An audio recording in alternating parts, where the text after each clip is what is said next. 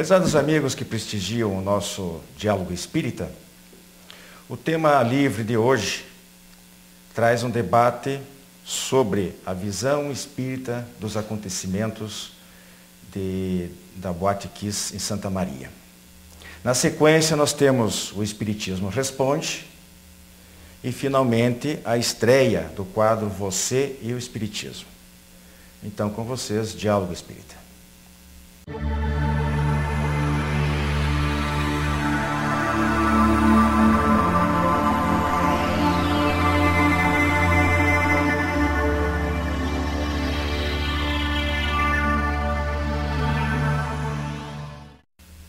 Eu estou aqui com os companheiros Robson Balaguer e Gilberto Luiz Tomasi, e nós vamos hoje, no nosso tema livre, falar sobre os acontecimentos lamentáveis ocorridos recentemente em Santa Maria, no Rio Grande do Sul.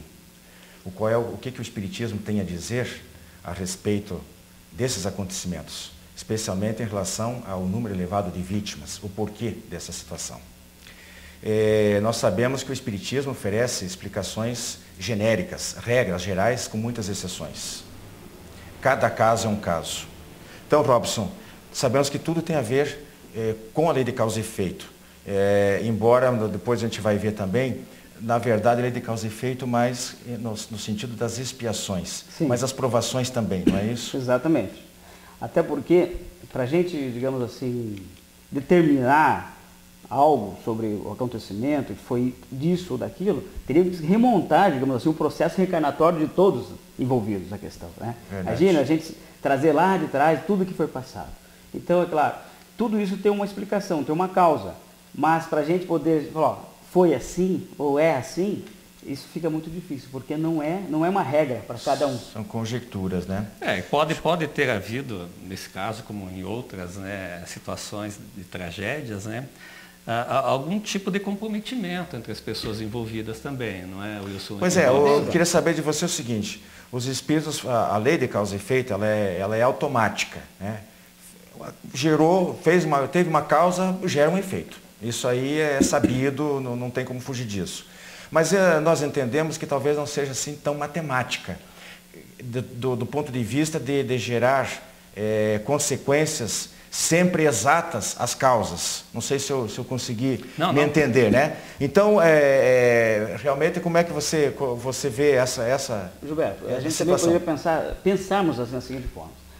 Se todos esses envolvidos, que lá no passado, juntos, tiveram, digamos assim, através do seu livre-arbítrio, né, utilizaram-se para que, em conjunto, tomasse uma decisão em prejuízo a outro, né, e agora, então, estaria passando por essa situação, esse resgate. Né? Essa é a regra geral. Essa é a regra geral, mas é como diz, né, que toda regra pode ter uma exceção, tem, né? Porque não nada porque pode acontecer também de alguns que desencarnaram não ter nada a ver com o problema de outros que tivessem esse processo de resgate coletivo ou não. Estava lá por um motivo qualquer, pode ter acontecido uma imprudência também, porque que houve essa tragédia. Muitas então, das falou, não vamos autoridades, generalizar, como diz a regra. Sabe, Gilberto e Robson, o que a gente vê nesses casos aí é que a lei de causa e efeito, tudo bem, temos no presente o efeito do passado e teremos no futuro o efeito do presente. Correto. Então, muita coisa que acontece hoje é deliberação da vontade do presente. Exatamente. Não, é um ato novo, não tem relação com o passado. Porque você questiona isso, inclusive, do momento, Wilson Robson, só jovens. Por quê? Porque era um local para jovem, era uma programação para jovens universitários, então não se pode se ater muito, né, em determinadas regras.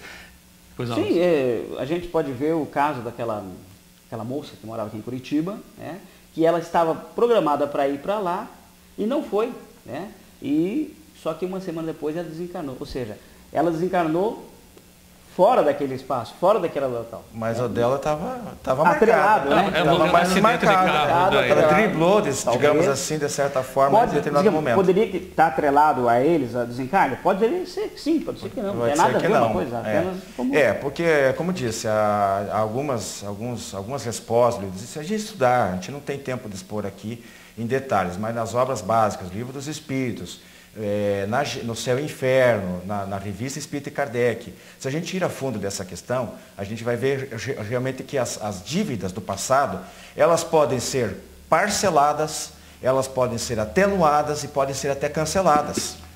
Certo? Então, é a mesma coisa que se você tem uma grande dívida com alguém, você diz, olha, eu não posso pagar, está pesado demais para me pagar agora durante esse mês, durante esse ano. O que faz? Renegocia, divide em novas parcelas. Deus faz isso porque a lei de justiça divina, ela é educativa, não punitiva, ela não quer o sofrimento das criaturas.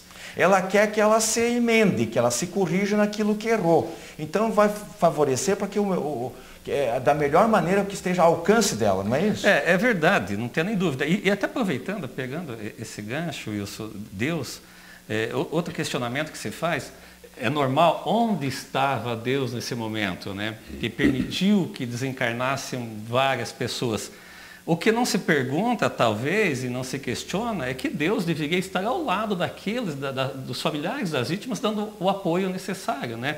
E outra pergunta que você faz também, por que só jovens que desencarnam? Então, são situações diversas, como você colocou, que não é uma coisa matemática, né? E que não temos tempo aqui num determinado programa só para desenvolver todo o assunto a contento, né? Daí, Robson, como é que fica? Porque no Evangelho diz, pagarás até o último centil. Então, aí nós estamos falando aí, mas vocês, até por sinal da atividade profissional de vocês, que são contadores, vocês sabem disso, né? A dívida, no caso, uma dívida moral, é que eu insisto um pouquinho nesse ponto para ficar bem claro para os telespectadores, que você pode tanto pagar pelo sofrimento igual que se infligiu a alguém, né? Ou pela prática do bem. Então são os dois lados, o crédito e débito. Você tanto pode anular um débito direto como através de crédito. Pedro, em sua primeira epístola, ele diz o seguinte, que o amor cobre uma multidão de pecados. Então é através do amor, da caridade, né, que também faz parte do amor, que talvez esses débitos vai se diminuindo. Certo, Gilberto? Não tenho nem dúvida. E o fato, inclusive, que fala, olha, poxa, foi um resgate, a pessoa tinha que passar por isso, uma aprovação, e talvez não necessite mais em outras reencarnações de passar pelo mesmo processo de sofrimento. Talvez tenha aprendido a lição, vamos usar esse termo, né? E já reencarne novamente com o compromisso quitado, então. Já vem um pouco mais, em termos de evolução, um pouco maior. Então não pode, de forma alguma, como o Wilson colocou, levar isso como punição, não, de forma alguma. Precisava, não importa os motivos, passou, mas reconheceu, aceitou e reencarna de uma forma já bem mais... Deus está castigando, né? Nós não podemos fazer afirmações taxativas. Dizer, até porque... Me permitam aqui fazer algum outro comentário. Eu acho que é totalmente descaridoso a gente virar para alguém, seja um indivíduo que tenha um problema, uma deficiência física ou mental, qualquer coisa, ou num caso de coletivo, e dizer, não, estão pagando coisa do passado. Imagine a situação dos pais dessas vítimas, e ir numa casa espírita e ouvir de alguém dizer, olha, teu filho morreu queimado lá ou asfixiado porque... cometeu um grande delito no passado. Que caridade é essa? Nenhuma. Então é melhor a gente se abster. Né? Se a gente não sabe a verdadeira causa, até porque, volto a frisar o seguinte, não é só expiações. Às vezes o indivíduo pede uma situação dessa, uma circunstância dessa, como provação, o que é diferente. Que ele precisa passar para evoluir, que ele pediu. Exatamente. E o que diz na questão 737 do Livro dos Espíritos, que às vezes isso é necessário para que o espírito avance mais rápido nesse processo evolutivo. Está demorando um pouco, então vamos dar uma empurrada, né, para que a coisa aconteça, para não ficar inerte, parado, sem dar esses passos iniciais nesse processo de crescimento. Daí onde que entra aqueles que... aquele músico que soltou, digamos lá, o artefato, aí talvez seria ele, digamos assim, a ferramenta, né, que está sendo utilizada para que ocasionar o processo todo, né? Esse processo, né?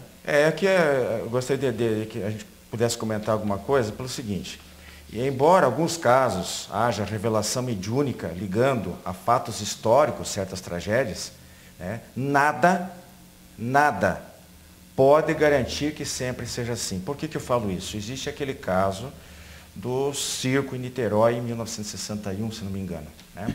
E houve depois uma comunicação mediúnica através do Chico Xavier com o espírito o Irmão X, que ele diz que aquele caso estava amarrado a uma situação do século II, o século I, depois de Cristo, onde, do tempo do Marco Aurélio, imperador romano, 1000 pessoas teriam sido sacrificadas, mulheres e crianças principalmente sacrificadas numa arena para divertimento público. Né? Então, agora, só que em Niterói foram apenas 500. Então veja como não há a lei de causa e efeito, não é matemática. No mínimo não conseguiu reunir todos os 1000. Já teve 500 que ou se regeneraram nesses 2000 anos, gente.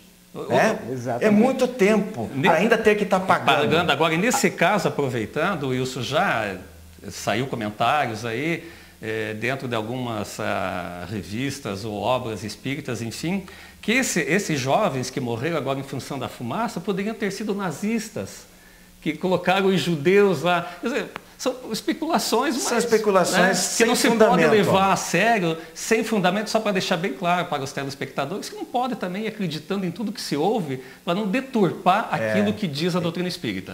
Exatamente, em nome da mediunidade, em nome do espiritismo, que mediunidade não é exclusividade do espiritismo, né? As pessoas saem se arvorando com teorias que não têm fundamentação dentro da doutrina espírita. Não é isso que a doutrina espírita nos mostra. Né? Eu, particularmente, eu confesso que eu tenho muita dificuldade para ver essas vítimas de tragédias naturais, inclusive, ou causadas pelo homem, que tenham cometido graves delitos. Sabe por quê? Porque eu vejo essas pessoas, falou de jovens, em outros casos, do acidente da Gol, por exemplo, você conversando, vendo os eventuais sobreviventes, ou dos parentes, sempre as pessoas dizem, não, mas ela é uma pessoa ótima, maravilhosa, verdade, porque isso, porque aquilo, porque aquilo. Ora, como é que a pessoa dessa índole pode ter cometido delitos tão graves? Ou ela passou por um processo transformativo, igual Paulo de Tarso, que virou boa de uma hora para outra, né? Ou ela continua tendo as tendências que ela tinha no passado. Ora, se ela já cumpriu e se transformou, para que ela tem que continuar sofrendo? Não faz sentido. Não faz sentido, não né? Faz sentido. Então, a lógica... Tomar cuidado com esse tipo de especulação, né? Exatamente. Até porque cada um vai demorar um certo tempo para isso. O caso que você citou lá de Niterói, só 500 e por que não 1000? Talvez 500 ou já regeneraram ou ainda estão em estado que ainda não compreenderam toda a situação e ainda não reencarnaram na época certa, né? Digamos assim, para que acontecer. Esse aspecto de você analisar o livro dos Espíritos, ele diz assim, eu tinha aqui, são duas questões lá, que eu não sei quais são. Tal como, quando a pessoa, o Espírito diz o seguinte, qual é a melhor maneira de você saber do passado, o que a pessoa foi no passado? Então não vamos recorrer a regressão de memória, nada disso. Né?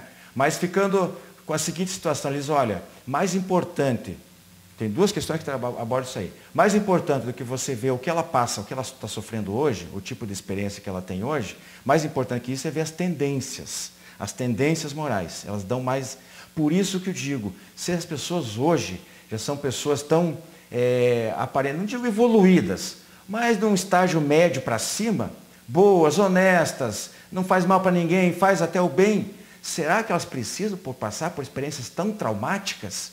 É claro, repetimos, né, Gilberto Robson, entra o sofrimento dos familiares, que também podem estar pagando alguma coisa, se reajustando, sendo provados e tudo. Mas tomemos cuidado, né? É inconcebível, né, Wilson Robson, que alguém propositadamente tenha causado um problema desse, né? Não, imagina que a pessoa que soltou o sinalizador não imaginava que fosse causar. Não. Você falou, já estão no estágio de evolução. Então as coisas acontecem porque tem que acontecer. Não existe acaso, não existe fatalidade. Tudo tem um motivo de ser. É muito complexo, como você falou, não dá tempo de discorrer num programa só sobre tudo, mas com certeza nos programas próximos a gente pode dar continuidade a respeito disso, né? Sem dúvida. A gente não pode tratar de um assunto desse com leviandade e também com falta de caridade, né?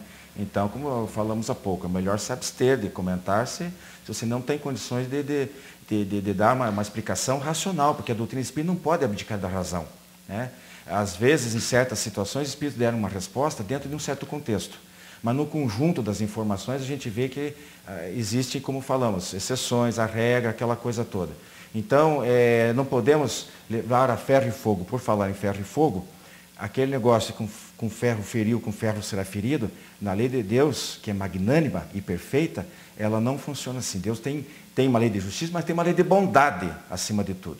E é esse lado bom de Deus que nós temos que contar sempre. Sempre com novas oportunidades, sempre tentando minorar o sofrimento. Quando a gente apela a Deus, nós encontramos a resposta. Aproveitando, Wilson, que nós falamos também em outro programa sobre outros mundos, né, mundos, colônias espirituais, quando acontece esse processo de desencarne coletivo, por uma necessidade qualquer do espírito, é bom deixar bem claro que as entidades superiores acolhem esses espíritos. Sim. Quase que no momento não vão passar por um processo de dificuldade nessa transição, não. Eles são imediatamente socorridos.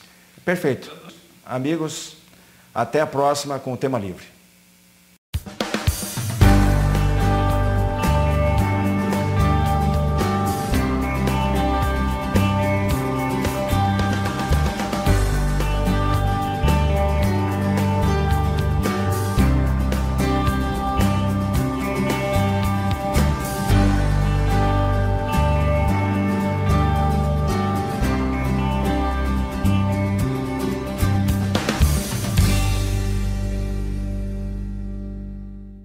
Você tem um familiar ou amigo com problemas de álcool ou drogas? Venha conhecer a comunidade psicossomática Nova Consciência em Capivari. Uma clínica com médico, psicólogo, terapeutas e especialistas no tratamento da dependência química. Atendemos pacientes do sexo masculino com período de recuperação de 4 a 6 meses para desintoxicação, terapia, conscientização e renovação de valores. Maiores informações, acesse comunidadenovaconsciência.com.br ou ligue 3491 7000 com Saulo ou Arnaldo. Contos Modernos em Tempos de Paz é o mais novo lançamento do escritor espírita Donizete Pinheiro. A obra tem o selo de qualidade da editora M, que possui mais de 350 títulos em seu catálogo. Contatos: vendas@editoram.com.br ou pelo telefone, código da operadora 19 3497 7000. Felicidade é algo que se aprende. É o mais novo lançamento da escritora espírita Lúcia Cominato, com psicografia do espírito Irmã Maria do Rosário. A obra tem o selo de qualidade da editora M, que possui um catálogo com mais de 350 títulos. Contatos: vendas@editoram.com.br ou telefone, código da operadora 19 3497 7000.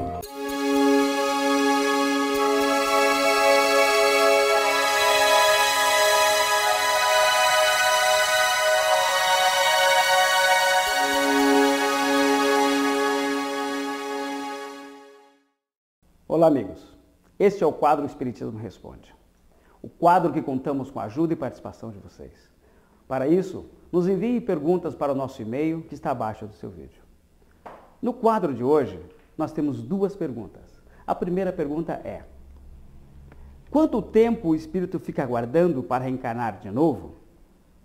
Bom, amigos, não existe um prazo determinado para isso. Ou seja, é muito relativo.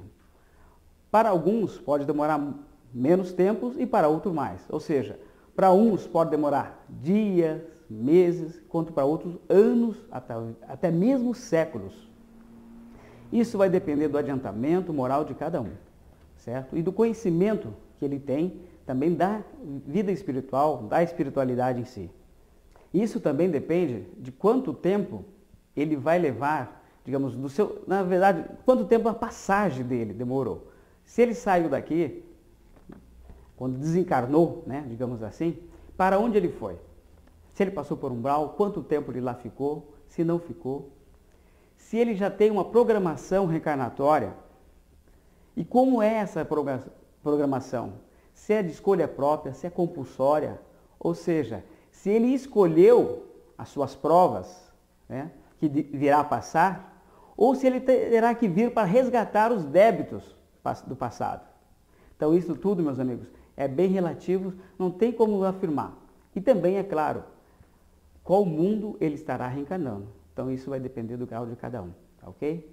Bom, amigos, a segunda pergunta é a seguinte: o que o Espiritismo pensa da Bíblia? Bom, ao contrário do que muitas pessoas pensam por aí, o Espiritismo, ou os espíritas, acreditam sim na Bíblia. Fazem uso da Bíblia para suas leituras diárias, para os seus estudos, para suas palestras, até mesmo no Evangelho no lar, né? Mas uma coisa que nós podemos afirmar, que existe na Bíblia, é uma verdade incontestável. E não tem como mudar isso. Às vezes, há muitas polêmicas de algumas passagens que não entendemos, mas a única coisa que é certeza é os ensinamentos morais do Cristo. Isso não tenha dúvida. Tanto que Allan Kardec, ao codificar o segundo livro da doutrina espírita, que é o Evangelho segundo o Espiritismo, ele se baseia no Novo Testamento, nos ensinos morais de Jesus.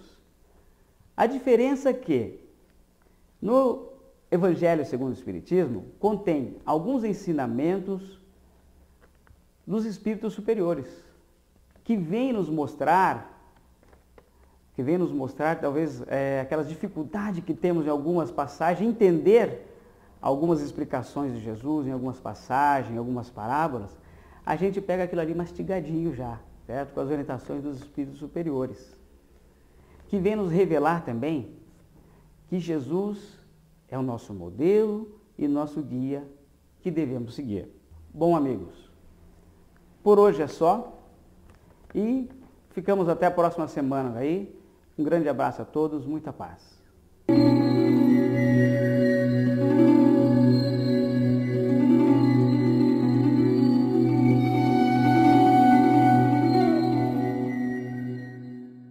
Meus amigos, nós estamos estreando hoje um novo quadro, O Espiritismo e Você. Talvez vocês possam estranhar o título, né? O que eu tenho a ver com o Espiritismo? Não sou espírita, pertenço a um outro credo religioso, mas nós vamos provar, digamos assim, ao longo dos programas, que existe conexão, sim, entre todas as pessoas e os ensinamentos espíritas. Fatos, realidades, verdades, elas existem independentemente de nós sabermos que elas existem ou não. Também não faz diferença se acreditamos nela ou nem mesmo conhecendo e acreditamos nelas. Então, independente das nossas crenças, da nossa maneira de pensar, certas coisas existem, estão aí e ponto final. A questão 781, por exemplo, do Livro dos Espíritos, nos diz o seguinte: é dado ao homem o poder de deter a marcha do progresso? E os espíritos superiores respondem, não, mas de o entravar algumas vezes. E na sequência, no desdobramento dessa questão, ele diz o seguinte: pobres seres que Deus castigará, eles serão transportados pelas torrentes que querem deter. Então, duas observações a respeito dessa resposta. E primeiro, a palavra castigar. Deus não castiga ninguém. Tem leis perfeitas, soberanas, justas, e nós somos punidos por nós mesmos, pela mecânica da lei de causa e efeito. E o segundo, essas torrentes aí, é um termo forte que deixa bem claro que contra as forças da natureza, no sentido social aqui, né, não há nada que possamos fazer. Por isso que eu acabei de dizer, gostemos ou não de certas coisas, elas estão aí, elas existem, não podemos fugir delas. Presenciamos a derrocada de ideologias políticas, sociais, religiosas, entre outras. Caiu o muro de Berlim, acabou o comunismo na União Soviética, que, aliás, ela própria também já se esfacelou. Testemunhamos a derrubada de preconceitos, a queda de tabus. E ao lado de conquistas sociais importantes, infelizmente, vemos a dissolução de muitos valores morais. Mas isso é um assunto para uma outra oportunidade. Da mesma forma, pessoas, grupos e correntes de pensamento, interesseiros, retrógrados, ainda insistem muitas vezes em atacar o espiritismo e os espíritas, né? Até mesmo na sua moral. Mas, inutilmente. Como dissemos, não importa o que se conheça, acredite ou deixe de acreditar. O espiritismo, está aí. com seus fenômenos, com a sua filosofia, com o seu aspecto religioso, com as suas comprovações, suas pesquisas científicas, para quem se interessar, tiver a imparcialidade, a honestidade intelectual de procurar aprender. Segundo Kardec, uma das definições que Kardec dá é que o Espiritismo é a ciência que estuda a origem, a natureza e o destino dos espíritos, bem como as relações com o mundo corpóreo, as suas relações com o mundo corpóreo. Na introdução do Livro dos Espíritos também tem uma observação interessante, onde eles dizem que eles, espíritos, nós, porque também somos espíritos imortais, apenas estamos encarnados, somos uma das potências, uma das forças da natureza. E é por isso que não adianta, então, negar os fatos, dizer isso não existe, é superstição, quando os fatos estão aí para provar em contrário. Então, todos nós somos espíritos e agentes ativos no mundo, agora atuando mais na esfera material, enquanto outros, tal como nós já estivemos e voltaremos a estar, estão atuando mais na dimensão espírita, na dimensão espiritual. Então, se nós não podemos evitar de ser o que somos, espíritos imortais, que sobrevivem à morte, que agem aqui e lá, que se comunicam entre si, encarnados e desencarnados, através da mediunidade, que reencarnam e que evoluem, que progridem, é melhor estudar, saber tudo o que ocorre conosco, entender os nossos caminhos, as nossas necessidades e a nossa destinação. Por isso que eu digo, repito, você e o Espiritismo, qual é a relação? A relação é que nós somos espíritos e o Espiritismo estuda os espíritos, a vida dos espíritos, de onde eles vêm, para onde é que eles vão, responde às perguntas magnas que todo ser humano tem. E, ao responder essas questões, provocam um despertamento, uma mudança de comportamento, uma renovação, desmonta e cria novos paradigmas do nosso pensamento, das nossas convicções pessoais, em relação ao que é a vida, ao que significa a vida. Então, meus irmãos, cabe a vocês, eu coloco aqui no seguinte sentido, nesse sentido de convite, para que vocês continuem nos acompanhando, né? Que nos escrevam sobre este quadro, sobre outros quadros, fazendo sugestões, perguntando, adeparaná@adeparaná.org.br. Até mais, muita paz a todos.